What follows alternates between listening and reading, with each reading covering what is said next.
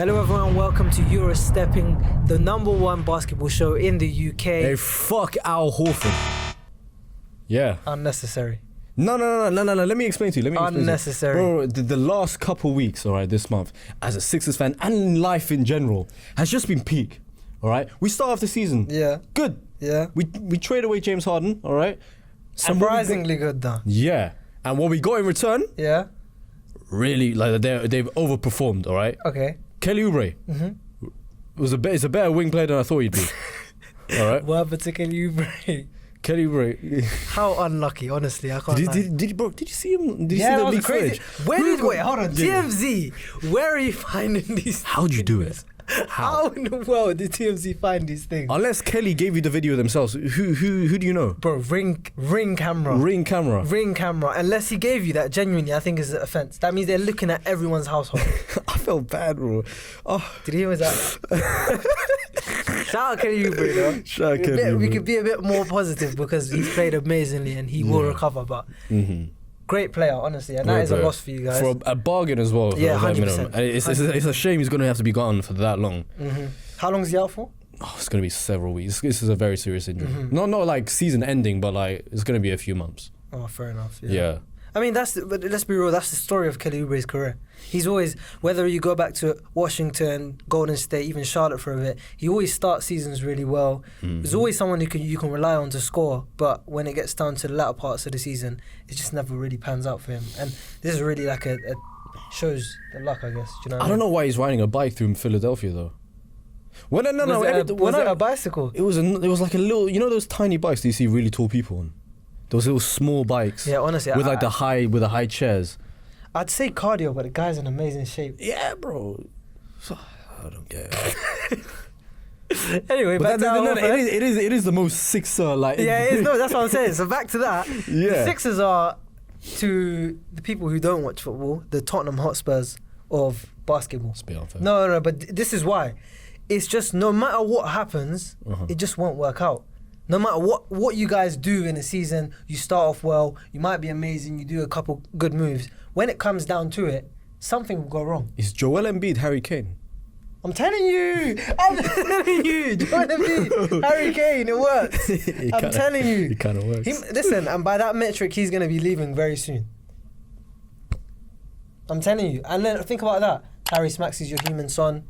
Yeah. Do you know what I mean? But I've always made that comparison because of, to be fair, kind of because of Joel Embiid. But it's like Sixers will always like almost be there, right? They'll have like young stars. Oh my God, Ben Simmons and Dele Alli. The comparisons are there. The comparisons are there. How do you feel as a Chelsea fan actually to hear that? I mean, Tottenham's alright this season. So you guys are alright this season. We started off alright. I mean, you will go back to it. I don't think the loss of Kelly. But I feel like last game, like yesterday, it was a bit unfair to judge us because we came off a back-to-back, just played the Pacers, who like the Pacers play like no pun intended high-paced basketball, bro. They're always running. Yeah, I hear. They're always running, right? I mean, especially and then also we beat you last week when your team was fully healthy. I don't know if you... Yeah, but you then lost when we weren't fully healthy. Yeah, we weren't fully healthy. So maybe that was a fluke for you. We came... You're not going to be fully healthy for a long time. No, we just came off a back-to-back. Yeah. It was also a close back-to-back as well. Yeah. And, like, we didn't have Kelly Oubre. Okay, I think the Celtics Sixers' success should not be measured by how well they compete against the Celtics. Because we do own you guys. Oh, but guys.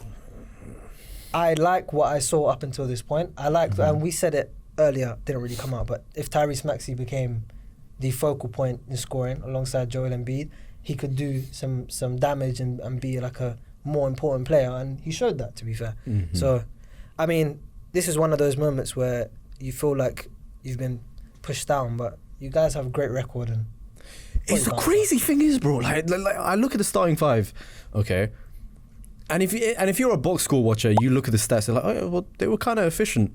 But every guy in our starting five, no, except from 3, but like every guy in that starting five played like a role player. But Embiid got 20 points, 8 of 16 shootings. This is probably the first timer I've seen this guy go single digits in free throws. He had 4 free throws last night. Oh, that's rightfully so. I hate the guy. That's what. Listen, I'm one guy who. The reason why I don't like and why I didn't like the Sixers is because Joel Embiid is one of those most annoying foul baiters in the league. So anytime he misses free throws, thank God. But I don't think it's down to that. I think it's down because your bench was absolutely cheap. And Marcus Morris, who I used to love when he played for us, is someone who usually is reliable off the bench. He was horrible yesterday. And the thing is, you have a great looking bench. Pat Bev. It looks like you have dogs in your team, but just they weren't dogging yesterday. Marcus Morris, in my opinion, is a bit selfish. Yeah, he should have retired by now. No, real talk. He's selfish to protest for not retiring. No, real talk. Because there's these some guys who like they live in a delusion. Yeah. They think, yeah, I'm still impactful. Yeah. I still got a lot of value to some club. Yeah. What value does he bring when he's not? 1.5 points per game on 26% true shooting. He's averaging what? 1.5 points per game on 26% true shooting. This is selfishness. He should retire. Of the highest degree. Yeah, you already look. You're back home. Yeah. You're back home. Retire. I can't no, but this is the thing. You will see Marcus Morris in the playoffs and start to fall in love with him. Well, he is older than the one that I once knew, but he's not a bad player.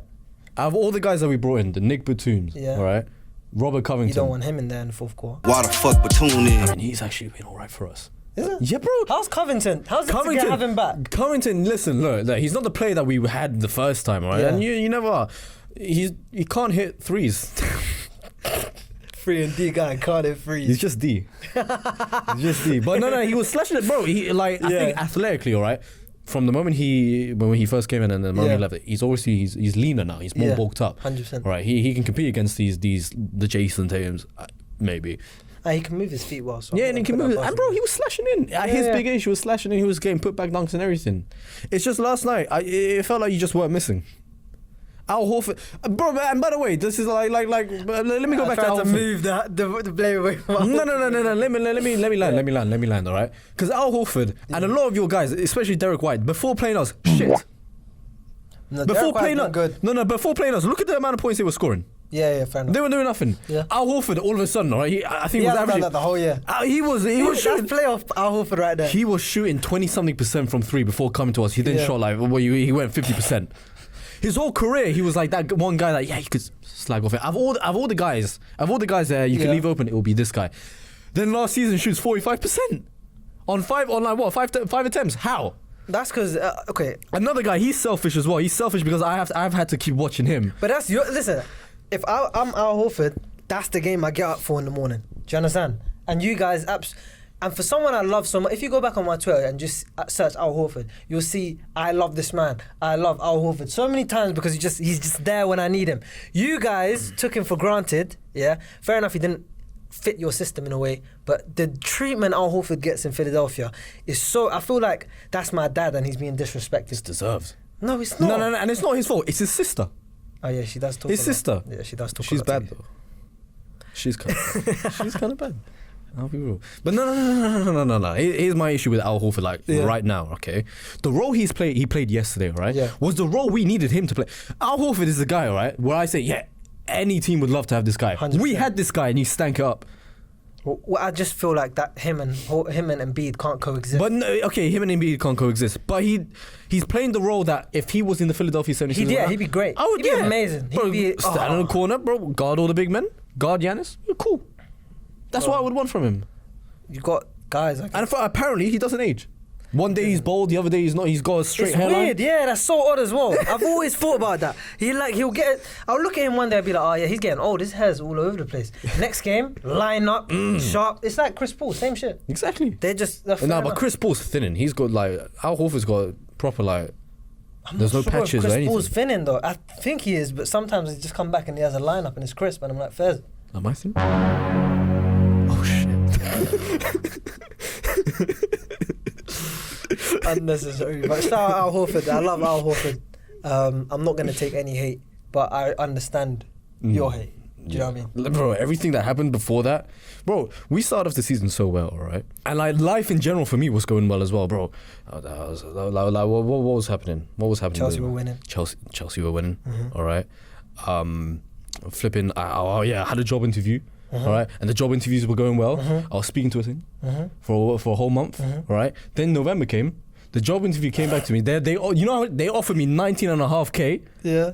In today's cost of living, to live in London, you need at least 30K, and that's probably not enough. 19K. And they gave me 19.5K. All right, I said no to that. All right, asked the girl out. She said yeah on the day. She said yeah on the day. 3 days later, I get a whole PEE paragraph that I definitely read. Yeah, I definitely read that. I didn't. Yeah, fam, ruined my. I never thought I'd see the day where Al Horford had people looking over their whole life. Bro, and then Kelly Oubre gets hit by a car. Yeah, you're having a rough month. Anyway. Someone who's having a worse time, however, Draymond Green. Draymond Green. Yeah. This show's been sponsored by Hoopin' and Luton, the UK's #1 NBA jersey store. We'll talk more about Hoopin' and Luton later in the video. That guy is a mess. I'll put it that way. He is a mess. Do you see the video? He's looked like, okay, the situation's happening. It's like, you know when you have that tunnel vision. He just saw Rudy Gobert. No one's going to back Rudy Gobert. Let me just go at him. The headlock happened so quickly, he would not know, he didn't know what the situation was, didn't know who it was, just like, you know what? Let me grab you. I don't care. Bro, he hates Gobert for time, and I don't know why. Everyone hates Gobert though.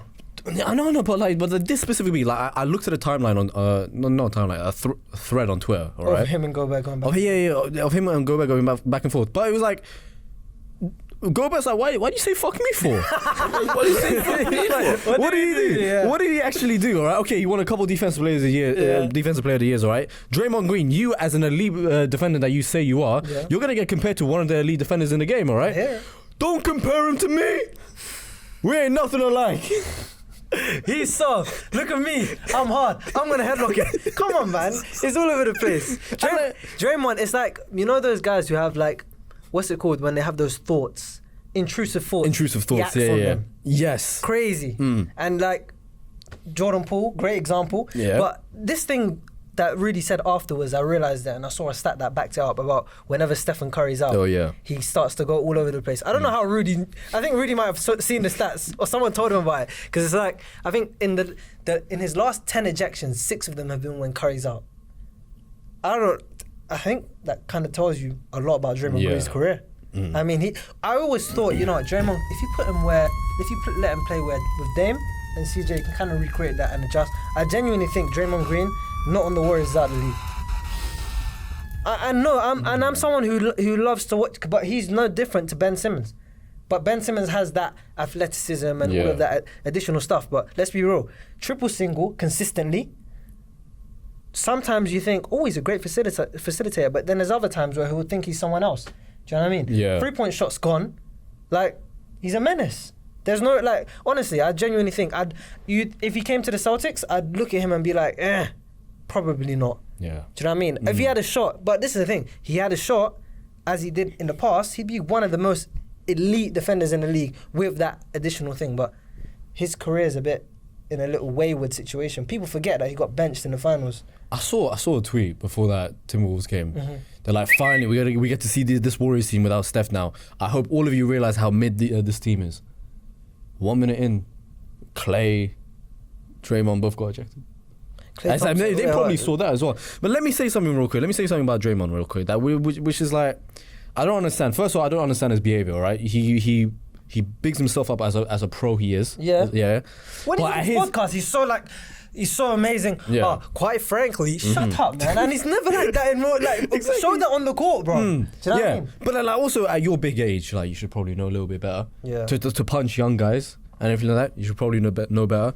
But I still want to know what he said, by the way. The other thing that I just don't understand about this guy, like I saw another tweet as well, all right? They were saying something about, if we start allowing, all right, like for example this Giannis situation, these stare downs and allow these stare downs and everything like that, it will start escalating. It will build up more and more. Then you see bigger brawls and everything like that. I feel like if Draymond Green didn't exist, we'd still be able to do these kind of things, all right? Draymond Green is the only guy. Yeah. Draymond Green is the only guy that'll take it way too far. Yeah.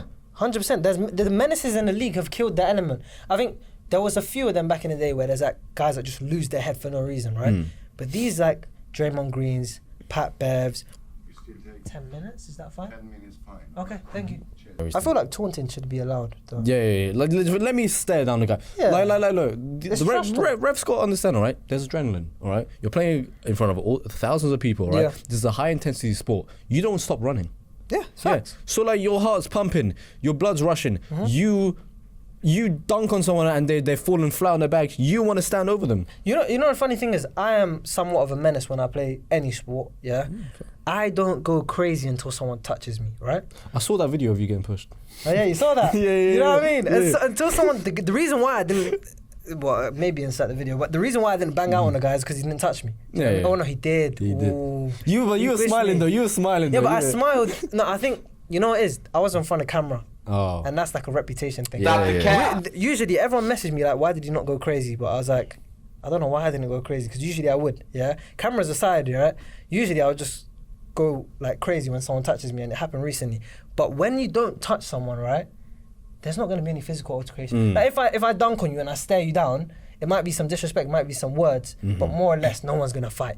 But when there's things like stepping over someone, I think that's the line, but more or less, if you keep taunting to a non-physical contact minimum, it can run. Honestly, The only time, only in the UK will it just escalate. Like you'll dunk on someone and then fists will be thrown. it's like London, isn't it? It's just, People it's like just me London. from South London don't know how to Exactly. act. So But me, I'm Pep. I'm Pep. I remember one time. you're a dirty player. No, I'm not. no. Sometimes I get away with shit. Yeah. But like there'd be times where I don't know where I'll get a rebound, I put it back in. Oh yeah, you're too slow. Oh yeah, you have to go. This is the thing, and that's people don't realize, especially with basketball. Trash talk is, and the reason why people, when I play football with them, are not used to it is because trash talk is such a big element of basketball. It's like you get one up on your man and you need to like talk about it. Otherwise, you're just gonna be silent. You're gonna get talked. It's either you do the talking or someone's gonna talk on you basically and violate you. So that's part of the game. So to take that element away, you're telling me I'm gonna dunk on someone, like absolutely humiliate them and not do anything after that. At least let me stare at them. That's the least I can do after just doing a crazy dunk. Do you know what I mean? It doesn't make sense. That Giannis one pissed me off. Yeah. And also like with the NBA, they care about entertainment. Yeah. This is entertainment. Facts. Yeah. Literally, facts. Is G League a scam?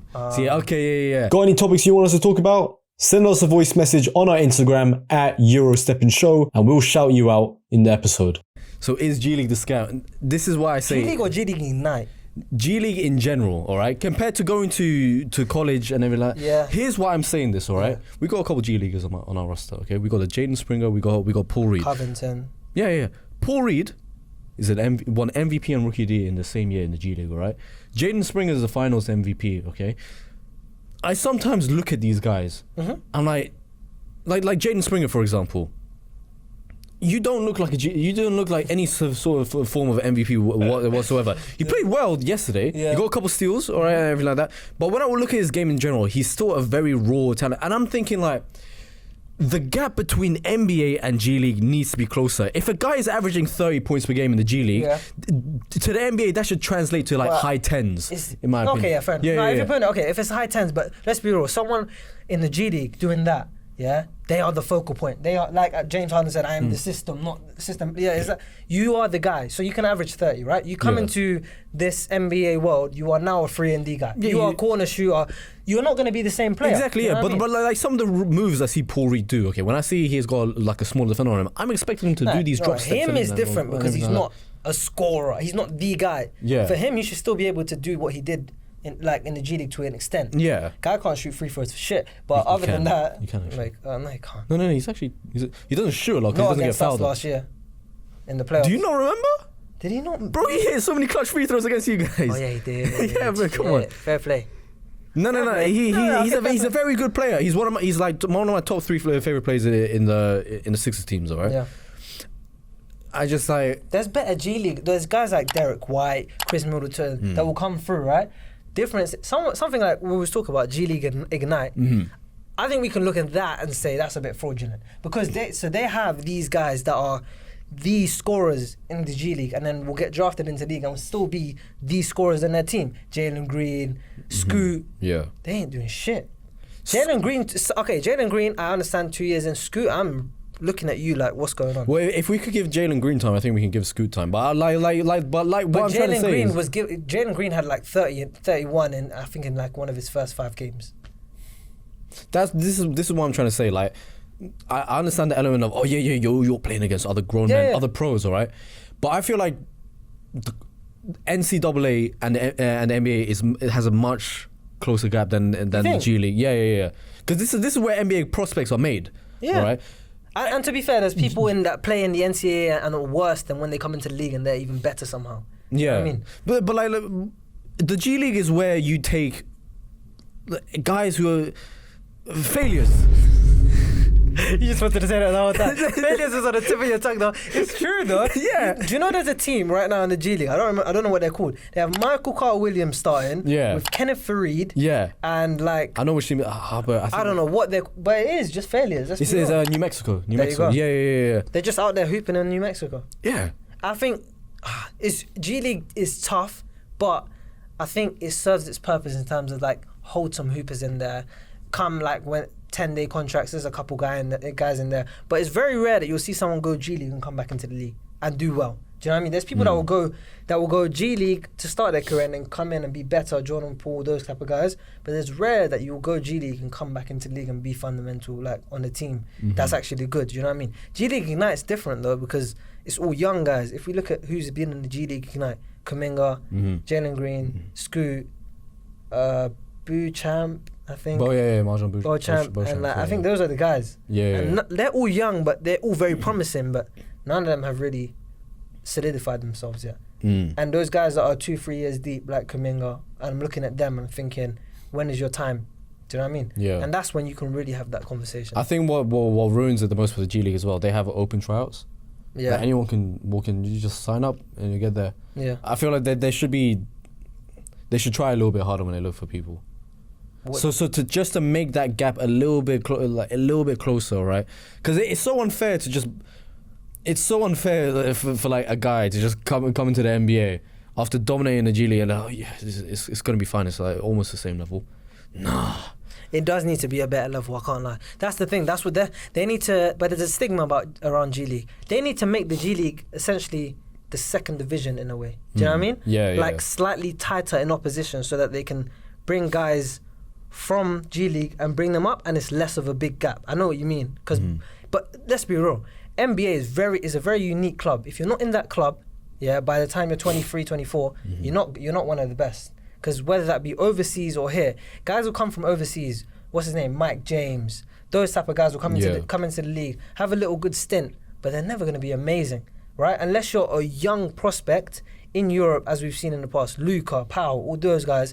When you come to the NBA, it's not going to be what you think it is. You're not going to dominate. Do you know what I mean? Yeah. If you're not in the NBA off rip, give it a rest. I'll be real. G League is for you. Go out there and hoop. G League is for people that will never make it to the league but want to be close enough to the league and want to have that lifestyle and want to get some money while they're at it and not leave home and not go to Europe. That's essentially G League. Let's be real. Mark Ingram, who's playing for South Bay Lakers for like 20 years. You think he was trying to get into the league? After a while, he was just like, I'm trying to get bread. I'm not trying to go to Europe. That's about it. It's a G League for you. Yeah. Isaiah Thomas, you're in this. Oh, he needs to let go, bro. Do you see he said he called... I feel bad, though. You know what?